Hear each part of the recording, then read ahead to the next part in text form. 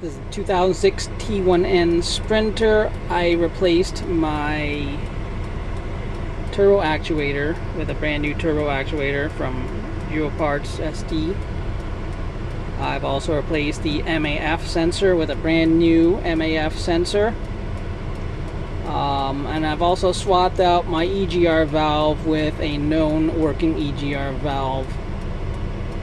My issue here is the turbo doesn't work properly, as in it's spewing out lots of black smoke and it's sluggish to accelerate. The vacuum slash boost is this gauge here.